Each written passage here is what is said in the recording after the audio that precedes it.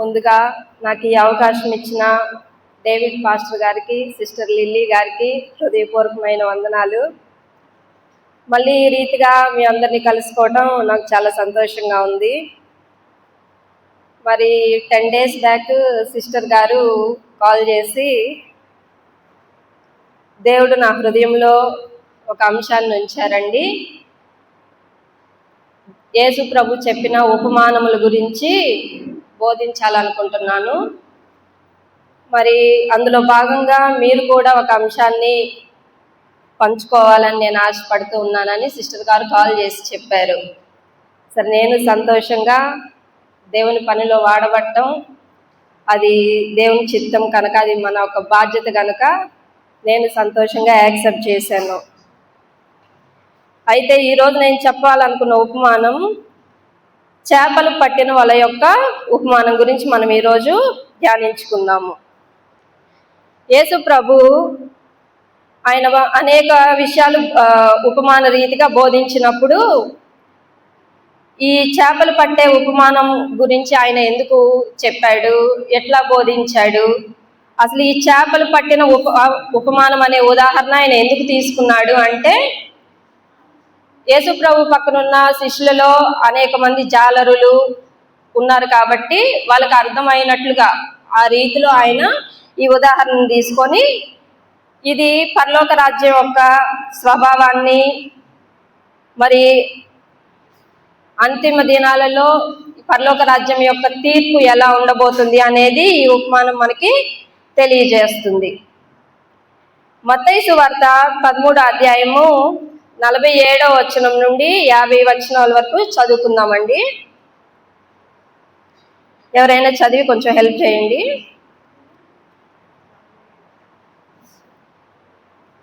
మత్తయి సువార్త 13వ అధ్యాయము 47వ వచనం నుండి 50 వచనాల వరకు. మరియు పరలోక రాజ్యము సముద్రములలో వేయబడిన నానా విధములైన చేపలు పట్టిన వలలు పోలి ఉన్నది. అది నిండినప్పుడు దానిని దరికి లాగి కూర్చుండి మంచి వాటిని గంపలలో చేర్చి చెడ్డ వాటిని బయట పారవేయుదురు. అలాగే యుగ సమాప్తి అందు జరుగును. దేవదూతలు వచ్చి నీతిమంతుల నుండి దుష్టులను వేరుపరిచి వీరిని అగ్నిగుండంలో పడవేయుదురు. అక్కడ ఏడ్పును పండ్లు కొరుకుటయు ఉండును. చాలండి. ఈ వచనం మనకి ఏం తెలియజేస్తుందంటే, ఇక్కడ ఎన్ని రకాల చేపలు మనకు కనిపిస్తున్నాయి? 2 రకాల చేపలు. చెడ్డ చేపలు, మంచి చేపలు మనం ఇక్కడ చూస్తూ ఉన్నాము. చెడ్డ చేపలంటే దుష్టులని, మంచి చేపలంటే నీతిమంతులని దేవుడు మనకి ఈ వచనం ద్వారా తెలియజేస్తూ ఉన్నాడు. అయితే సముద్రాన్ని దేవుడు ఈ లోకంతో పోల్చాడు. చేపలంటే ఈ లోకంలో ఉన్న ప్రజలము, అంటే మనుషులము, మనందరము కూడా చేపలుగా దేవుడు పోల్చాడు. వల అంటే సువార్తగా మనం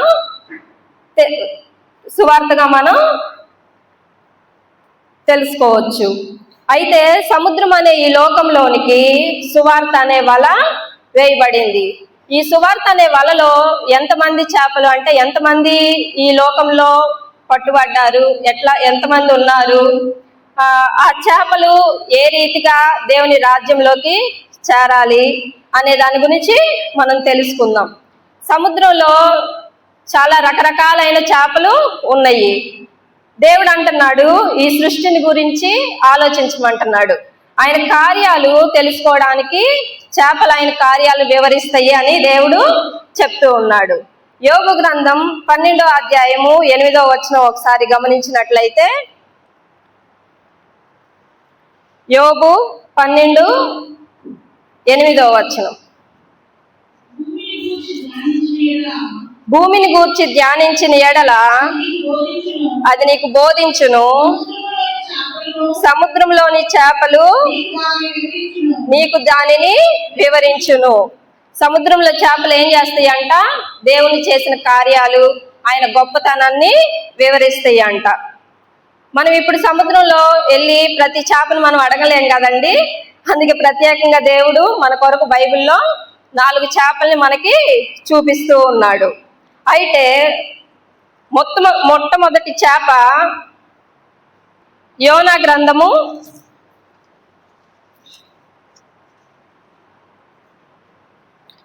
2వ అధ్యాయము 10వ వచనము.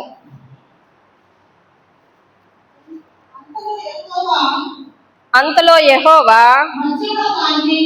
మత్స్యమునకు ఆజ్ఞేయగా అది యోనాను నేల మీద త్రక్కివేసెను. ఇక్కడ మనం చూసినట్లయితే దేవుడు ఆ చేపకి ఏం చేశాడంటండి? ఆజ్ఞ ఇచ్చాడు. ఈ చేప నుంచి మనం ఏం నేర్చుకోవచ్చు? దేవుడు ఆజ్ఞకు లోబడిన చేప. మొట్టమొదటి చేప ఏంటండి? దేవుడు ఆజ్ఞకు లోబడిన చేప. మనం ఈరోజు మనల్ని మనం పరీక్షించుకుంటే మనం ఆయన మాటకు లోబడుతున్నామా? మనల్ని మనం పరీక్షించుకోవాలి.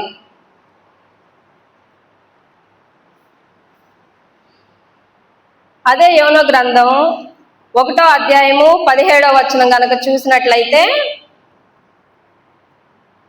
గొప్ప మత్స్యము ఒకటి యోనాను మృంగవలెనని యెహోవా నియమించి ఉండగా యోనా 3 దినములు ఆ మత్స్యము యొక్క కడుపులో ఉండెను. చాలండి. ఈ చేపకు దేవుడు ఆజ్ఞ ఇయ్యక మునుపు దాన్ని నియమించాడు. అంటే ఇక్కడ యోనా సిచ్యువేషన్ అంతా దేవుడికి తెలుసు. యోనా అవిధేయుడయి ఆయన మాటకు లోబడకుండా, ఈ యోనా స్టోరీ అంతా మనకు తెలుసండి. యోనా ప్రవక్త నీనివే పట్టణానికి వెళ్ళమని, ఆ పట్టణానికి దుర్గతి పట్టిద్దని చెప్పి దేవుడు ప్రకటించమని చెప్తే యోనా దేవుని మాటకు లోబడకుండా తర్షీషుకు వెళ్తాడు. వెళ్ళి తర్షీషుకు వెళ్ళే ఓడెక్కి ఆ ఓడ అడుగు బాగాన నిద్రపోతూ ఉంటాడు, గాఢ నిద్రపోతూ ఉంటాడు. అయితే దేవునికి కోపం వచ్చి ఆ సముద్రంకి ఒక మహా పెద్ద గాలి సృష్టించి, తుఫానుని సృష్టించి యోనాను మరి తిరిగి అక్కడ ఓడలోని నావికులందరూ భయపడతా ఉంటారు, ఎవరి ద్వారా ఇది వచ్చింది అని చెప్పి.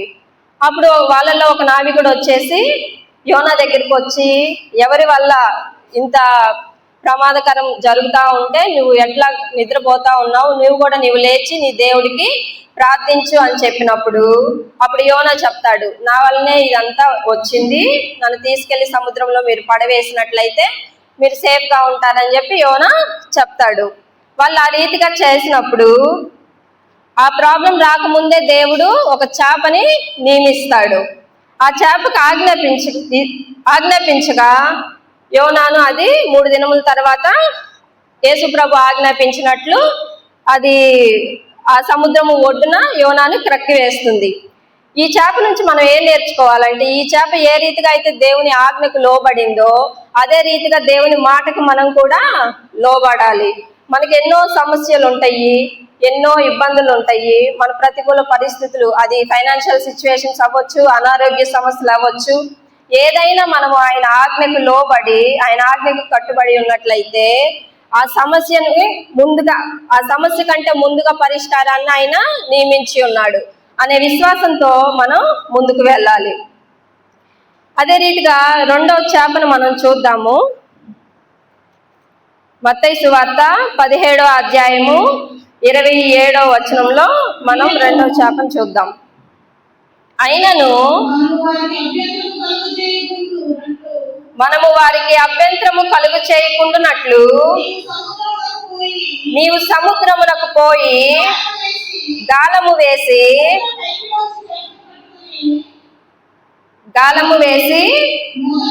మొదట పైకి వచ్చి చేపను పట్టుకొని దాని నోరు తెరచిన ఎడల ఒక షెకెలు దొరుకును, దానిని తీసుకొని నా కొరకును నీ కొరకును దానికిమ్మని అతనితో చెప్పాను. ఇక్కడ మనం చూసినట్లయితే యేసుప్రభు వారు కెఫర్నహూములో ఉన్న పేతురు ఇంటి దగ్గరికి బస చేయడానికి వచ్చారండి. అప్పుడు పన్ను వసూలు చేసే కొంతమంది ఆయన దగ్గరికి, పేతురు ఇంటి దగ్గరికి వచ్చి పేతురుని మరి యేసు ప్రభు వారిని పన్ను కట్టమని చెప్పి వారు అడుగుతారు. అయితే ఆ టైంలో పేతురు దగ్గర ఏమీ లేవు. అప్పుడు యేసు ప్రభు అంటారు, వారు ఎవరి దగ్గర పన్ను వసూలు చేస్తున్నారా అని అడిగినప్పుడు అన్యుల వద్ద అని పేతురు చెప్తాడు. ఈ స్టోరీ మనందరికి తెలిసిందే.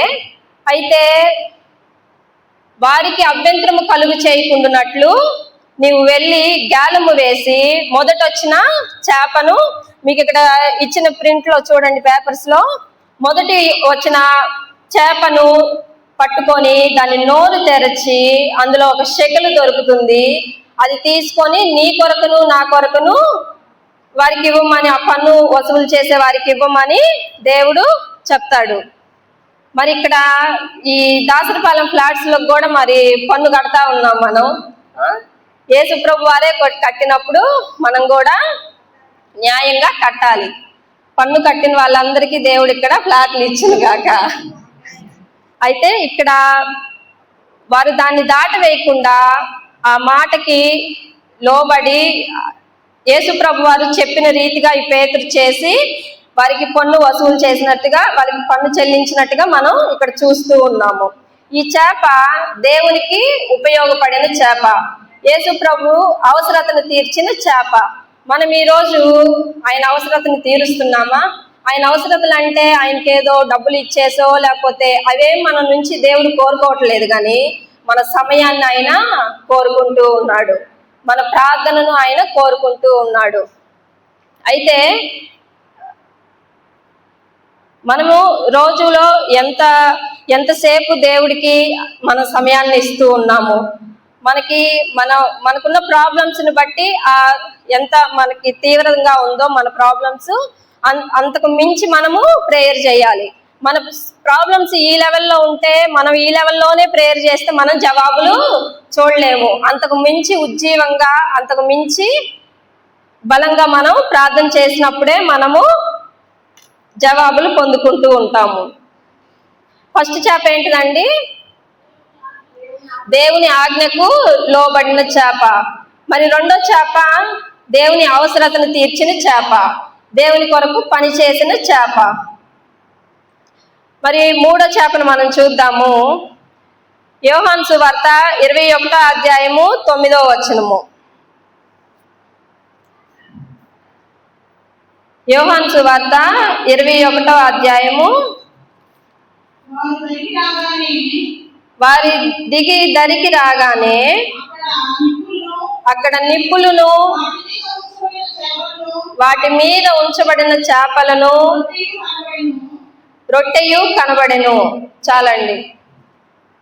ఇక్కడ మనం చూస్తున్నాము, యేసు ప్రభు వారు సూర్యోదయం అవుతున్నప్పుడు ఆయన ఆరోహణం అవ్వక ముందు ఈ శిష్యులందరినీ ఆయన సువార్తకు పంపించాలనుకుంటాడు. అయితే పేతురు ఆయన మాట వినకుండా చేపలు పట్టడానికి వెళ్తున్నానని మిగతా శిష్యులకి చెప్పినప్పుడు వారు మేము కూడా మీతో వస్తామని చెప్తారు. వాళ్ళ రాత్రంతయు ప్రయాసపడినప్పుడు ఒక్క చేప కూడా వారికి పడలేదు. అప్పుడు దేవుడు దరిని నిలిచి వారికి చెప్తాడు, కుడి పక్కన, ఆ ధోని కుడి పక్కన మీరు వల వేయండి, అప్పుడు మీకు విస్తారమైన చేపలు పడతాయి అని చెప్తారు. వాళ్ళు రాత్రంతయు ప్రయాసపడినప్పటికీ, వాళ్ళకి ఏం చేపలు పడనప్పటికీ అయినను వాళ్ళు యేసు ప్రభు చెప్పినప్పుడు ఆ మాటకి వెనుతిరగకుండా మరి ఒకసారి దేవుడు చెప్పినప్పుడు కుడి వైపున ఆ గాలము వేసినప్పుడు వాళ్ళకి విస్తారమైన చేపలు పడతాయి. ఇంకా కింద వచనాలకు వస్తే 153 చేపలు పడినట్లుగా మనము చూస్తా ఉన్నాము. అయితే ఈ చేప నుంచి మనం నేర్చుకోవాల్సింది ఏంటంటే, అక్కడ కట్టెల మీద ఉంచబడిన చేపలయు రొట్టెలు కనబడెను. ఈ కట్టెల మీద చేప కాల్చబడుతూ ఉంది. మనం కూడా అనుదినము మన రోజువారీ దినచర్యలో దేవుని వాక్యము చేత ఉదక స్నానం చేస్తూ మనం కూడా మన హృదయాల్ని ఆయన వాక్యం చేత మండించుతూ ఉండాలి. ఒక దైవజనుడు ఉదాహరణ చెప్తూ ఇలా చెప్పాడు, 4 కట్టెలు 4 కట్టెలు పేర్చి దానికి మంట పెట్టి మండుతా ఉన్నాయి 4 కట్టెలు. అయితే వాటిలో ఒక కట్టెని తీసి పక్కన పెట్టాడంట.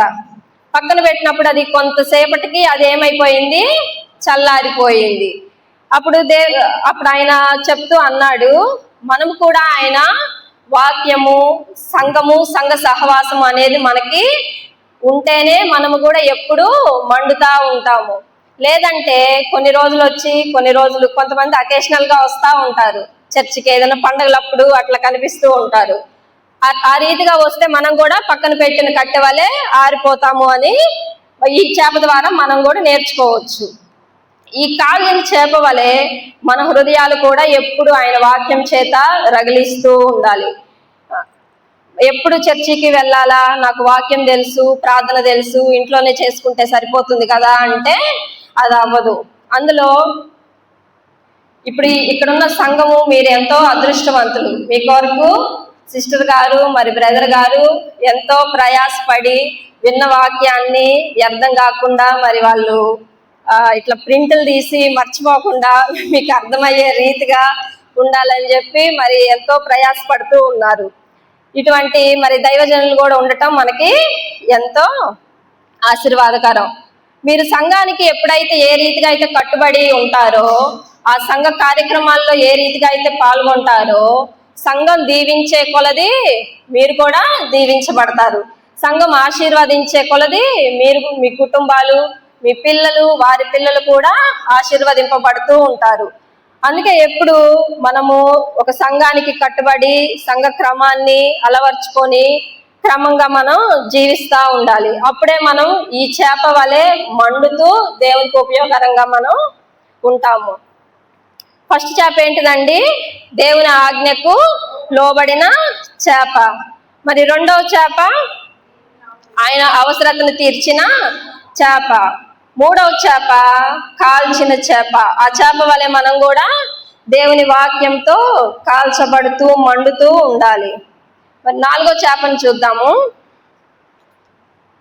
మత్తయి సువార్త 14వ అధ్యాయము 19వ వచనము.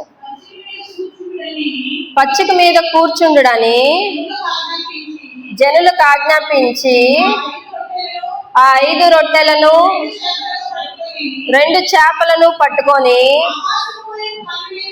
ఆకాశము వైపు కన్నులెత్తి ఆశీర్వదించి ఆ రొట్టెలను విరిచి శిష్యులకు ఇచ్చెను. శిష్యులు జనులకు వడ్డించిరి. వారందరూ తిని తృప్తి పొందిన తరువాత మిగిలిన ముక్కలు 12 గంపల నిండా ఎత్తిరి. చాలండి. ఈ 5 రొట్టెలు 2 చిన్న చేపలు స్టోరీ మనందరికి తెలుసు. చిన్నప్పుడు సండే స్కూల్ నుండి మనం చదువుకుంటా ఉన్నాము. అయితే ఇక్కడ ఈ 5 రొట్టెలు 2 చేపలు అక్కడ వచ్చిన ప్రజలందరికీ దేవుడు వాళ్ళ గ్రామాలకు వెళ్ళి భోజనము కొనుక్కోవడానికి టైం సరిపోదని చెప్పి మీరే వడ్డించమన్నప్పుడు ఒక చిన్న పిల్లాడి దగ్గర 5 రొట్టెలు 2 చేపలు ఉన్నట్లుగా మనం చూస్తా ఉన్నాము. అవి తీసుకొని ఆకాశము వైపు కన్నులెత్తి వాటిని ఏం చేశాడంటండి? దేవుడు ఆశీర్వదించాడు. ఇక్కడ మనం ఆశీర్వదించిన చేపను మనం చూడొచ్చు. అయితే అవి ఆ చిన్న పిల్లోడి చేతిలో ఉన్నప్పుడు అవి 2 చేపలు 5 రొట్టెలుగానే ఉన్నాయి. అవి శిష్యుల చేతిలోకి వచ్చినప్పుడు 2 చేపలు 5 రొట్టెలుగానే ఉన్నాయి. ఎప్పుడైతే యేసు ప్రభు చేతికి వచ్చినాయో అవి వాటిని ప్రార్థించి ఆకాశము వైపు కన్నులెత్తి వాటిని ఆశీర్వదించాడు. ఈ చేపలు ఆయన చేతిలో పెట్టినప్పుడు అవి ఆశీర్వదించబడ్డాయి. అవి 5,000 మందికి ఆశీర్వాదకరంగా ఆహారంగా అయ్యి మారినాయి. ఈ చేప నుండి మనం ఏం నేర్చుకోవచ్చు అంటే, ఆశీర్వదించబడిన చేప. మన జీవితాలను ఆయన చేతుల్లో పెట్టినప్పుడు నీ జీవితం కూడా ఆశీర్వదించబడుతుంది. నీవే ఆశీర్వదించబడటమే కాదు, నీవు అనేక మందికి ఆశీర్వాదకరంగా నీవు ఉంటావు, అనేక మందికి దీవెనకరంగా నీవు ఉంటావు అనేది ఈ చేప నుండి మనం తెలుసుకోవచ్చు. ఈ 4 చేపల ద్వారా దేవుడు మనతో ఈరోజు ఏం మాట్లాడాలనుకుంటున్నాడంటే, ఆయన ఆజ్ఞకు మనం లోబడినట్లయితే ఆయన మనని గొప్ప మత్యము మనం ఏ రీతిగా అయితే చూసామో మన జీవితాన్ని కూడా గొప్పగా ఆయన ఉంచుతాడు. మరి రెండోదిగా అవసరతను తీర్చిన చేప. ఏ రీతిగా అయితే ఆ చేప నోట్లో ఉన్న షెకెలు ఆయన అవసరతను తీర్చిందో, మనం కూడా దేవుని అవసరతను తీర్చేవారిగా, అంటే ఆయన కొరకు ఉపయోగపడే వారిగా మనము ఉండాలి. మూడోదిగా కాల్చబడిన చేపను ఉన్నట్లుగా మన జీవితం కూడా ఆయన వాక్యముతో ఎప్పుడూ కాల్చబడుతూ ఉండాలి. 4వ చేప ఎండిన చేపగా మనం చూస్తూ ఉన్నాము. ఈ ఎండిన చేప దేవుని చేతిలో పెట్టినప్పుడు అది ఆశీర్వాదకరంగా మారింది. మన జీవితాలు కూడా ఇప్పుడు ఎండిపోయిన స్థితిలో మనం ఉన్నాయేమో, మనం మళ్ళీ ఈరోజు దేవుడు పరీక్షించుకోమని హెచ్చరిస్తూ ఉన్నాడు. ఎండిన మన జీవితాలను, ఎండిన మన కుటుంబాలను, ఎండిన మన హృదయాలను ఆయన చేతిలో పెడితే ఆయన దానికి ఉజ్జీవం కలుగజేసి ఆశీర్వదిస్తాడు. ఈ 4 చేపల ద్వారా దేవుడు ఈరోజు మనతో మాట్లాడిన మాటలు, ఈ కొద్ది మాటలు దేవుడు తన వినికిడిలో దీవించి మన హృదయాల్లో ఫలింపచేయునుగాక. ఆమేన్. మంచిది, చాలా సంతోషము.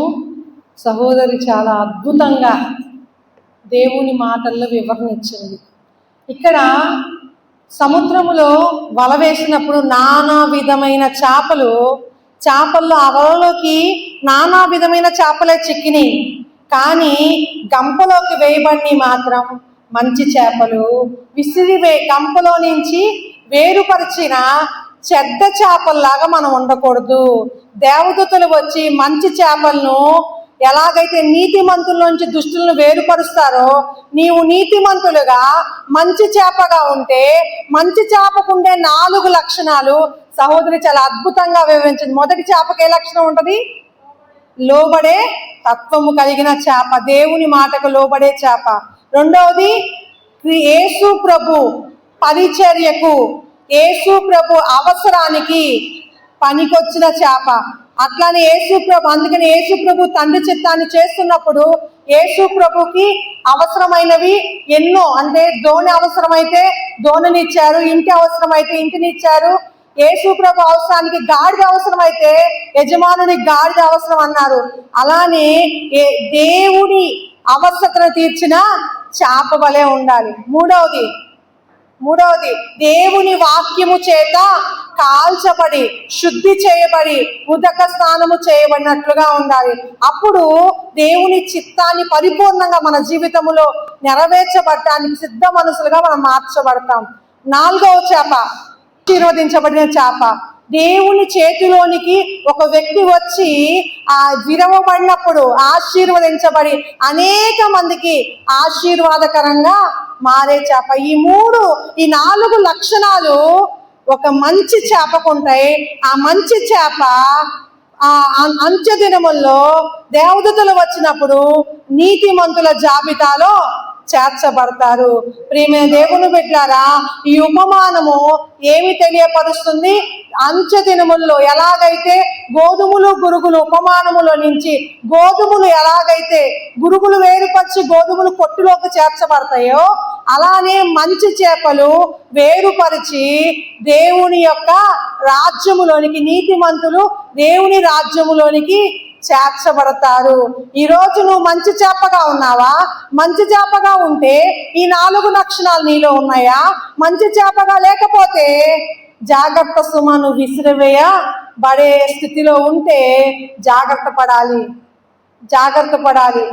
ఈరోజు విలువైన, అందుకనే ఉపమానాలు వినటానికి పిలువబడిన వారు అనేకులే, ఏర్పరచబడిన వారు కొంతమంది. వలలోకి వచ్చిన చేపలు అనేకములే, నానా విధమైన చేపలు, అంటే ఈ లోకములో నానా విధమైన మనుషులు సువార్తను వింటారు. సువార్తనే గాలం వేసినప్పుడు వింటారు, విని ఆ గాలంలో కూడా పడతారు. కానీ సువార్తను అనుసరించి దేవుని రాజ్యాన్ని అనుసరించి దేవుని రాజ్యముతో కొనసాగేవారు తక్కువ మంది ఉంటారు. వారు ఎవరైతే దేవుని రాజ్యములో ఉంటూ దేవుని రాజ్యము కొరకు పని చేసేవారు మంచి చేపలు. ఈరోజు మంచి చేపగా నీవున్నావా? నీవుంటే ప్రేమైన దేవుని బిడ్డలారా, దేవుని దాసురాల్ని దేవుని నిలబెట్టుకొని తను ఎంతో గొప్పగా దేవుని మాటలను మన కొరకు సిద్ధపరిచిన దేవాతి దేవునికి స్తోత్రం చెల్లిద్దామా? హల్లెలూయా.